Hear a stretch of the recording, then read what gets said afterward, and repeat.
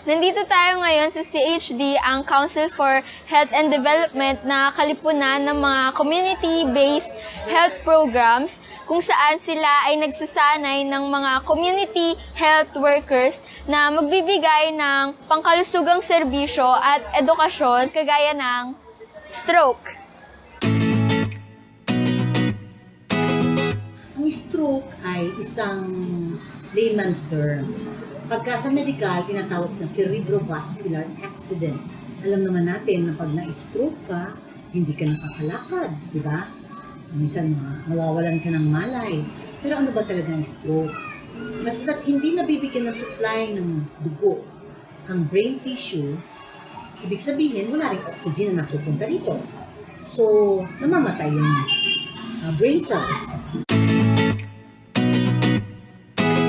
Dalawang kadahilanan. Yung isa, hemorrhagic stroke, at yung isa, ischemic attack. Pag sinabing hemorrhagic, ibig sabihin may nag-rupture ng blood vessel. No? Doon sa may utak. Kaya nawala, nagdugo, nawala ang supply ng blood. Diba? Yung ischemic naman, ibig sabihin, may bumara. May bumara either sa arteries, mas lalo sa arteries kasi yun ang nagbibigay ng supply ng oxygen. So, kung may bumara na yun, ibig sabihin, nawawalan din ng blood supply, therefore nawawalan din ng oxygen yung brain cell. So, ganun din ang nangyayari. Namamatay yung brain cell. Ano ba kalimitan ang alam natin sa stroke? Hindi ba usually hindi yan nakakapagsalita? Nawawalan, o kaya nabubulol sila? O kaya hindi sila nakakingipid? Nawawala expression ng kanilang mukha. Ngayon, mayroon namang iba, ang kalahati ng katawan, ay hindi nakakilos, nangihina, mapapansin mo na nangihina, maaaring hindi makalakad. O kung makalakad man, maaaring yung bang parang hindi makalakad ng diretsyo. O yung iba naman, masakit lang ng ulo, matinding sakit ng ulo. Anong mahalaga dito? Halimbawa, nakakita kayo sa public place na na-stroke at dadalhin nyo sa ospital, mahalaga yung first 3 hours. Golden period na tinatawag.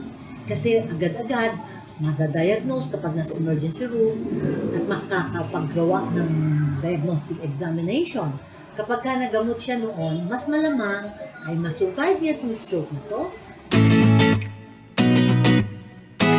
Unang-una, mahalaga na sa diet natin, hindi matataba. Ibig sabihin kasi, pagka marami ka cholesterol, pwede kang magkaroon ng plaque doon sa iyong arteries o doon sa mga ugat na pwedeng bara. So, kailangan natin a healthy diet. Ano ba yung healthy diet? Less ang cholesterol, less ang fats, mas maraming gulay, mas maraming protein. Yung ating pinapayo sa pang-araw-araw, dapat yun ang ginagawa natin. Bawal ang maninigarilyo, bawal ang uminom ng sobra-sobra, at kailangan mo yung sasabihin natin healthy lifestyle. May ehersisyo, may exercise, paglakad, swimming, may sports. Tapos, tama ang number of hours ng tulog. Ang isa pa pala, yung follow-up. Dito sa CHD, meron kami mga post-stroke patient na nakukuha namin at nag-undergo ng acupuncture. Nakikita namin na maganda ang resulta na kapag nag-undergo ng acupuncture ang post-stroke patient. Nakita natin na lumalakas at bumibilis ang kanilang halimbawa, yung paglakad, kapag meron nag-undergo sila ng acupuncture. Kaya po, galaw-galaw, baka ma-stroke.